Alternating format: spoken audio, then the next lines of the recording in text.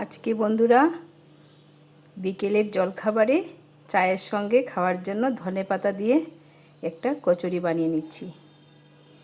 এই যে কচুরিগুলো রেডি করে নিলাম। একদম সিম্পল করেছি আটা দিয়ে, কারণ ময়দা আমি খাই না। ময়দা খাওয়াটা খুব একটা ভালোও না, আর আমার মানে ময়দা খাওয়াটা মানাও আছে। আমার ছেলেরাও খেতে চায় না, জিম করে তো ওরা, তাই। ঠিক আছে, আর এখানটায় আমি এই মজারেলা চিজ আছে না, চিজটা ভিতরে দিয়েছি। চিজ বড়া ধনেপাতার কচুরি, এটার নাম হলো। ঠিক আছে, আর তেলটা একেবারেই কম দিয়ে বানাবো। এই যে লোহার কড়াইয়ে বানাচ্ছি, কড়াটা বসিয়ে দিয়েছি, আগেই গরম হয়ে গেছে। একদম কম তেলে বানাবো, খুব একটা তেল দেবো না। তেলটা বেশি গরম হতে হবে না, এরকম গরম হলেই হয়ে যাবে। এই যে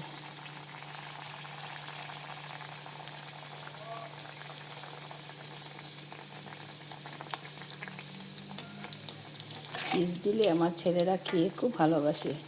মুখে যখন চিজ লাগবে না, তখন আর কি বলবো, অনেক হেভি লাগে খেতে।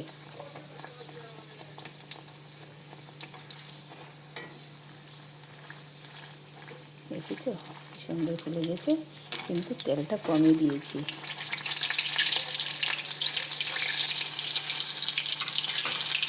চিজগুলো বেরিয়ে যাচ্ছে যে, তার জন্য এরকম হচ্ছে। এই যে কমপ্লিট হয়ে গেছে ধনেপাতার চিজ বড়া কচুরি। এইটা চায়ের সঙ্গে খুব ভালো লাগে খেতে। এরকম করে সবগুলো বানিয়ে নেব।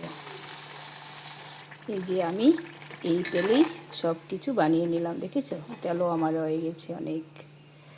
এই যে সবগুলো হয়ে গেছে, এখন লাস্ট একটা আছে, শেষ, কমপ্লিট হয়ে যাবে। এগুলো আমি এইখানে ঢেলে দেব। দেখো সবগুলো ফুলে গেছে, একদম ফুলে টইটম্বর হয়ে গেছে। কি বলবো আর, এটা খেতে যে কি লাগবে না, কি বলবো বন্ধুরা, অসাধারণ লাগবে। এটা পুড়িস না।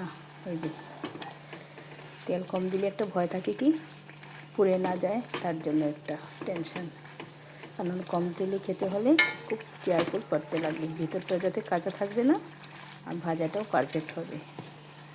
তার জন্য হয়ে গেল, দেখেছো কি লাল লাল করে ভেজেছি। এই হয়ে গেল আমার ধনেপাতার পুর ভরা, এই চিজ ভরা কচুরি। এটাকে সাজিয়ে সার্ভ করব। এটাকে কী করে সার্ভ করবো জানো? এটাকে একটা চাটনি বানিয়েছি, এই চাটনিটা উপরে দিয়ে দেব। ঠিক আছে বন্ধুরা, কেমন লাগলো বলো?